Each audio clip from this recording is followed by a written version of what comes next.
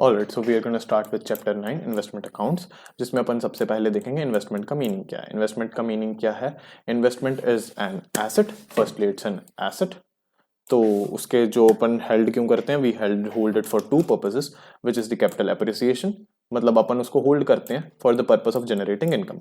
Now income generate करने के अपने पास दो वेज हैं, जिसका फर्स्ट वे है capital appreciation and second way है पीरियोडिक इनकम जनरेट करना। कैपिटल एप्रिसिएशन में we have an increase in market value of the asset, and periodic income में we get income in the form of dividend, interest और rental income. Alright, and let's take an example. और इसमें एक अगला point होता है that asset held in ordinary course of business, any asset held in ordinary course of business as stock और inventory will not be considered as investment. Now let's take an example. एक कपड़ों की दुकान है, वहां पे वो उनकी इन्वेंट्री क्या है, वो कपड़े लेके आते हैं। Even though the clothes they buy are an asset, even though they want to sell the clothes, but that is an item that they use in the ordinary course of business, so that won't be considered as investment. Let's take another example. Let's say हमारा business है shares की purchase sale करने का। Now उनका जो अब जब वो शेयर खरीदेंगे, that would also be considered as an inventory but not be considered as an asset, why? Because that shares they are purchasing are in ordinary course of business. So investment and purchase with intention, investment वो चीज है जिसके अपन purchase करते हैं with intention not to be sold in ordinary course of business. फिर उसके बाद पॉइंट आता है करंट इन्वेस्टमेंट और not current investment. Non current investment वो इन्वेस्टमेंट होती है जो करंट इन्वेस्टमेंट नहीं होती है। करंट इन्वेस्टमेंट को अपन शॉर्ट टर्म इन्वेस्टमेंट या टेम्परेरी इन्वेस्टमेंट भी बोलते हैं, and long term non current investment को अपन लॉन्ग टर्म इन्वेस्टमेंट या परमानेंट इन्वेस्टमेंट भी बोलते हैं।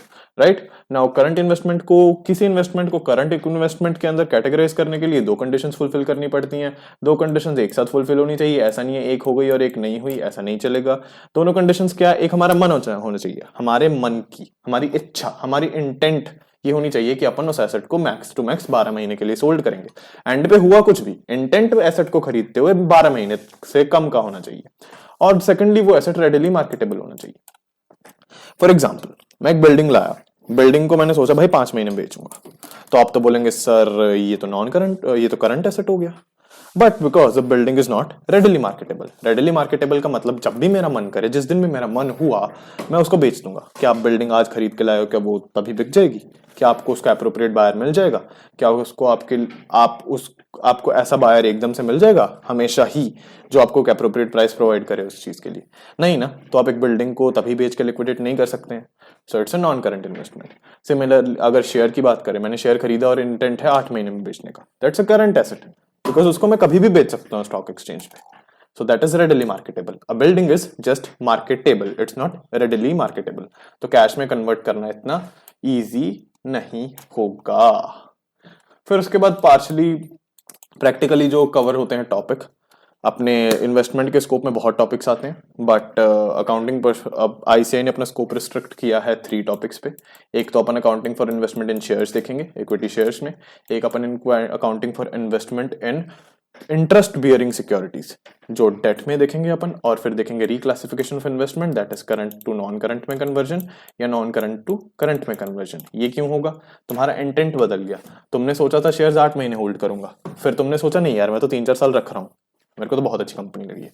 तो that change the classification of investment to current, from current to non current. Now we got to see कि अकाउंटिंग पर्सपेक्टिव से क्या change आता है इसके कारण। So that is what we gonna study.